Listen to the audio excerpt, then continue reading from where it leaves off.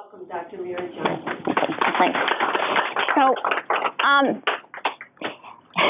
by calling this from the bush of northern Nigeria to start with, I hope you have some idea what that word bush refers to. How many of you have sort of used or heard that term of the bush? This happens to be the rural areas in northern Nigeria, which is a very Muslim area of Nigeria. And so part of what I talked about today will be about my experience with that.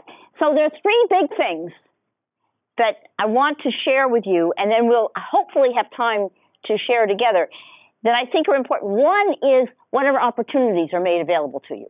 We'll talk about that. Two is the people you meet that make an impact on you.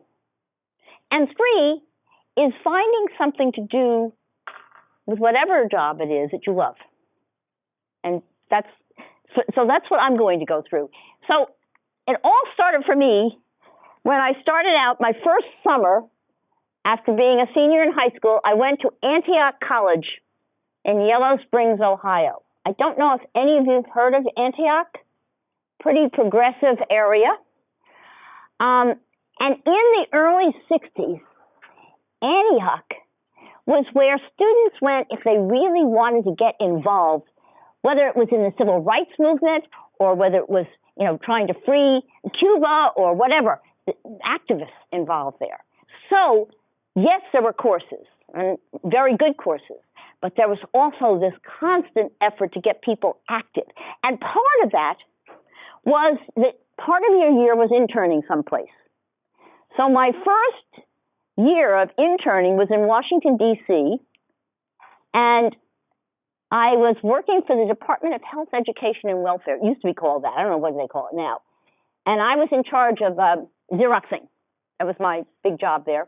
And I was probably the lowest level you could be in a government job, but there I was in Washington, which was exciting to me and got me really interested and involved in things. So Antioch also had, and still has, this place called Glen Helen, which is a great big sort of forest preserve area. And this is where all the singing and all the various activist groups would come together. Sometimes we skipped classes to do it. But it was this area where many of us sort of began to feel this is what we want to do, right? This is what we want to get involved in. Do you have a place like that at Stockton that you go to, that you sort of like sit and talk about things that you want to do and where you want to go with your life? I'm sure you have places that you meet and think about that. This is, in Glen Helen, now they have a fancy house. They never had that there when we were there. But that's where we congregated, okay, and plotted and planned things that we were going to do. And one of the big things that we did, the first year I was there, was that there was a barber shop in Yellow Springs, Ohio, and the barber would not cut the hair of African Americans. So guess what we had to do? What do you suppose we had to do? We boycotted this barber shop, to his dismay. And finally, we did get it changed, okay? I mean, and that showed us, we could do something with it. We had all sorts of various causes that we stood up for. Like, we would go on these, not eating kinds of campaigns to call attention to the fact that people were starving in the road. There was all this activism. This was the early 60s. I don't know how to convey what the early 60s was like, but you began to feel like you could make a difference. And that, very much like today, that youth are involved in that, okay? So my father kept saying to me, you know what? You're spending a lot of time being an activist. When are you ever going to go and, get your learning in and so forth? So I went to Skidmore College for the last year and a half of college, which was a little bit more traditional. And while I was at Skidmore, Skidmore is in Saratoga Springs, New York. A little different from Yellow Springs, Ohio, but Saratoga Springs, all winter long, is snow and cold. How many of you know Saratoga Springs? Any of you know that area? Up a little bit beyond Albany, it's cold and snowy. And I had gotten this dream while I was at Antioch that I was going to go into the Peace Corps. Somehow that just excited me. That idea of it excited me. So here I am on a cold afternoon in Saratoga, filling out my application. for Peace Corps. Now, this was dangerous at Skidmore because the first batch of Peace Corps volunteers had a Skidmore girl who wrote a postcard home saying there are rats in the streets of Lagos, the capital city. This was an international incident. So anybody from Skidmore who sent in an application was immediately suspect. So anyhow, but I did make it through. And I said, please send me any place warm. I really don't want to be cold anymore. And they did. They sent me to a really hot, dry climate in northern Nigeria. And all of this was inspired with me by hearing Kennedy when I was in Washington, D.C. that first year at Antioch, hearing Kennedy talk about the Peace Corps. Not only is it to help those countries, but it's to allow for Americans to learn about themselves and to be able to share our culture and hear their cultures and so forth. And these were the objectives he put out. I can't convey how absolutely exciting it was to think about this. Have you ever had something that really got you excited and you really wanted to do it? That's where I was. And in addition to that, I went to this area. This is that northern area. It's the House of Fulani country. Very much the heart of Muslim Nigeria. And it's in that area that did not have a lot of development there at that point in time. And when I arrived there, they dumped me in a cow field. The plane came down in a cow pasture and dumped me off. And the principal picked me up with schnapps. Does anybody know what schnapps is? Have you ever tried schnapps? I don't drink anyhow, but this guy, wanted me to drink the schnapps and with him and everything else. And that was my introduction. I was picked up at the cow pasture and taken to this school in northern Nigeria. And this is what I had dreamed of now for several years, to be in the Peace Corps, to go here. And here I was in this area. This is the particular area of northern Nigeria I was in, and the heart of it is Sokoto, that area. Today, it's Boko Haram country, if you've heard about that. So I was at a teacher training college. Didn't look nice like this, believe me. It was really kind of a lot of little huts and so forth. And where they sent me to teach was they'd had a Peace Corps volunteer there before me, who was a girl. And in this area of the world, women are kind of seen as like, you're not supposed to learn anything. You're certainly not supposed to be out in public teaching or anything like that. And so they chased this one Peace Corps volunteer away. They literally got her scared. So I came in to the classroom. It was all sort of benches like this. Theoretically, they're supposed to face you when you come into the classroom, right? But they didn't want a woman teaching them. These were all boys. Now, these were big boys. I mean, these were like, 17, 18-year-olds, all sons of very prominent men in their communities who were going to go back and run their communities. So they didn't need to study or anything. They just needed to be there. And they took one look at me as I walked into the classroom, and they all turned the opposite way on their benches, okay? So they weren't looking at me, right? All right. So what would you do? Here you are, you're so excited, you come to the place you wanted to come to, it's hot, you're going to fulfill that dream of Peace Corps and be there, and here they all turn the opposite way on it. Are you going to let them get away with it? What would you do? What do you think you would do? They all turn how many of you are going into teaching? Any of you going into teaching? Okay, so, you need students to look at you a little bit, right? Okay, so, and they're all looking the opposite way, so what would you do? What do you think I did? I wanted to work, so I actually walked around the other side and faced them. And actually, after a while, they got used to me.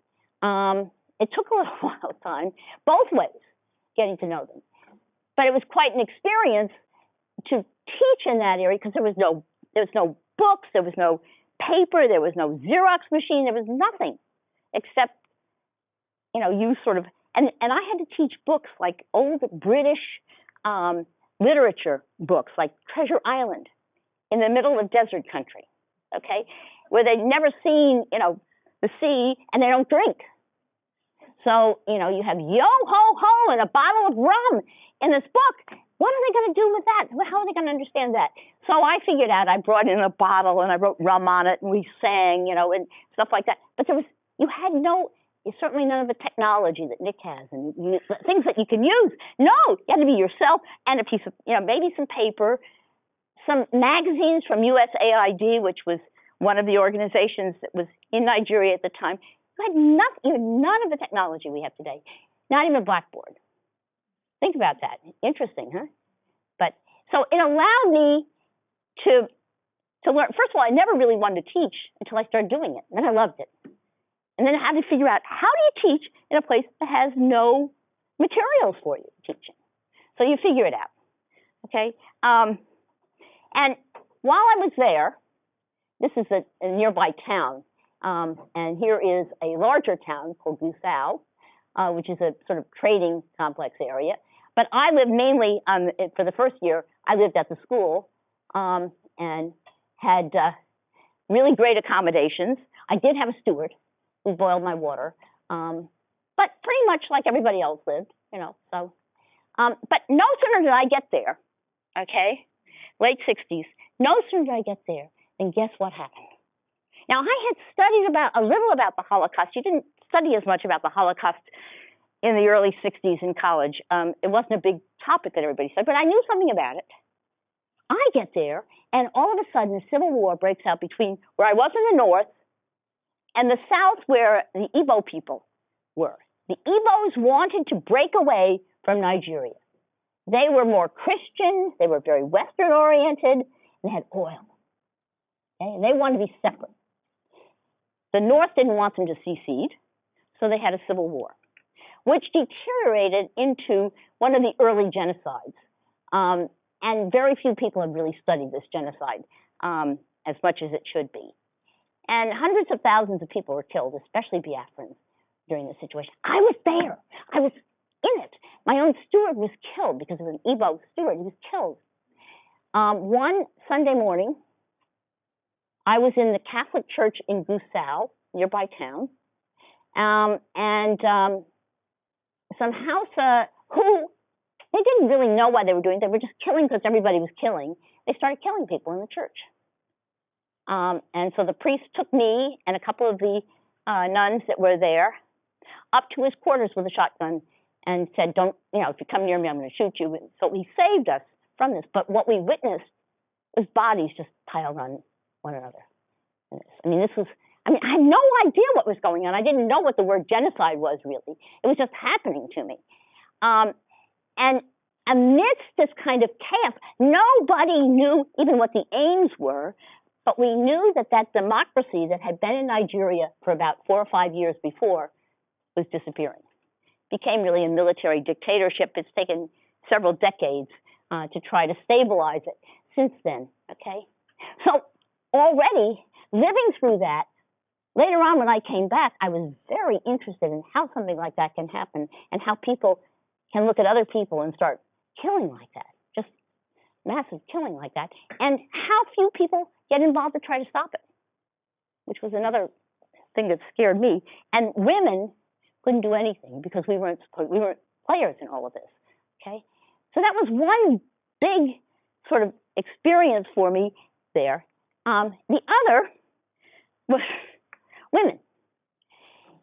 In this area, the very prominent men have 4 or 5 wives.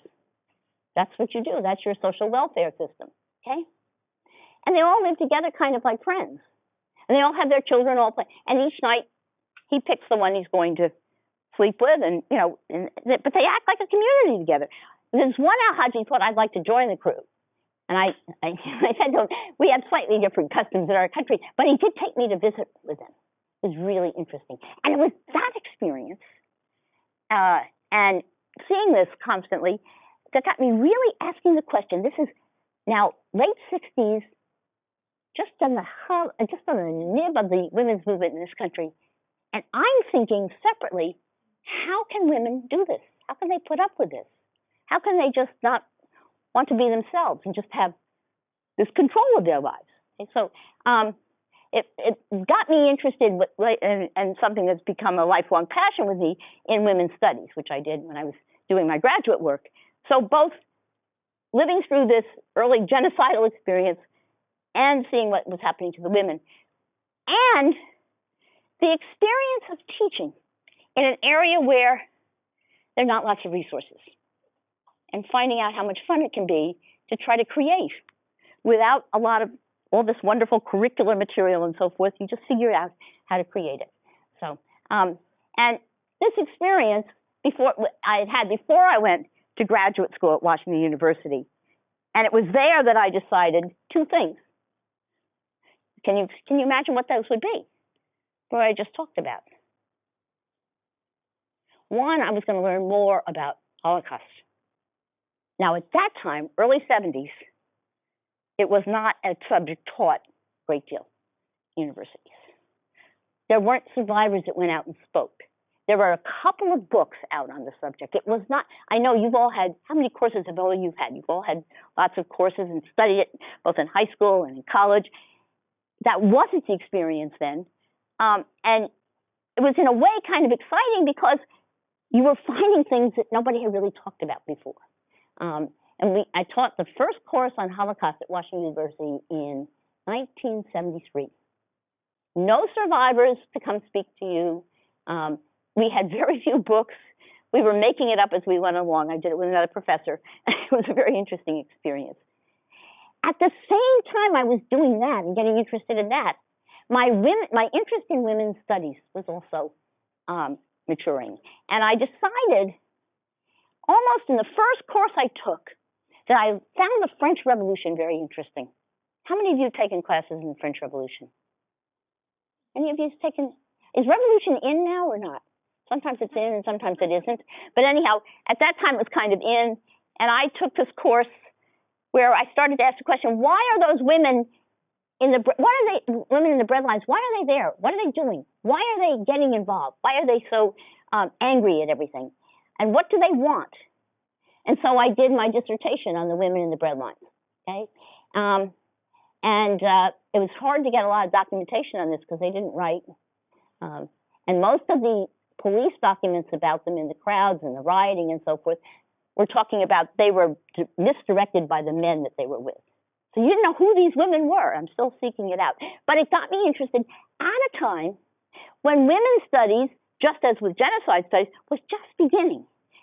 Not a lot of formal ways to study it or anything. It was just beginning, and people had all sorts of ideas and were sharing at the time. So that was my experience at WashU was going into that.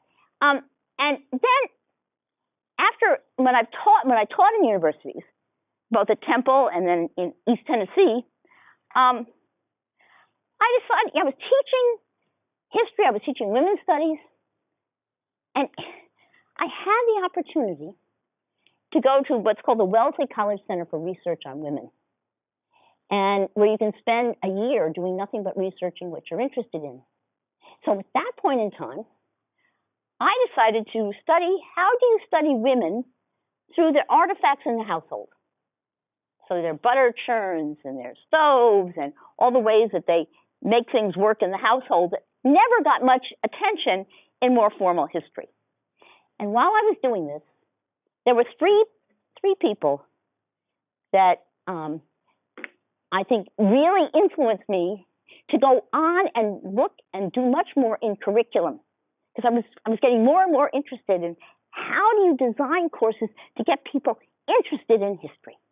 The first woman here, Peggy McIntosh, she was at the Wellesley College Center for Research on Women, and she ran that center.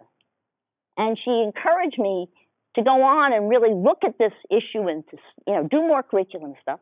And she sent me on to a woman at Harvard, a woman named Eleanor Duckworth. Any of you do science? Anybody study science? Some scientists in there? She writes the most incredible curriculum on how to have wonderful ideas in studying science. And so I went down to her. I was so excited to meet her. I went down to her and I said, well, I want to take some courses and learn about writing curriculum like you do. And she said, well, if you're any good at this stuff, you don't take courses. Did you ever have anybody say that to you? So she said, no, go do it. okay?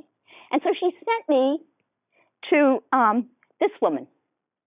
That's a little bit glamorized picture of Margot, but Margot Sternstrom was just starting an organization called Facing History and Ourselves. And when she was starting this organization, she had this dream that you would study history within the, sort of the context of human behavior. How do people tick today and in the past? And how do people make their decisions? How do you decide what's right to do? How do you know when it's wrong to do something? Okay? And she had studied with Lawrence Kohlberg and Carol Gilligan, all these people that talk about moral development. How many of you have had courses like this in psychology? We talk about that. Some of you. I guess Kohlberg and Gilligan are a little bit dated now, but they were in when this program started. So Margot had all of these ideas. Well, there was nobody, she had 2 people working with her at the time. Now there's several hundred people working at Facing History. It's a little different today. But I walked into her office, which was a slanted floor at the top of the school. It really was slanted. And I walked in and I said, I'd like to volunteer. I really think I'd like what you're doing. I want to volunteer. So she wrote this out and this out and this out. I had so much to do, and I was supposed to also be doing other work at the same time, but she got me interested and involved. Finally, I went to work with her, and she remained the same throughout, by the way.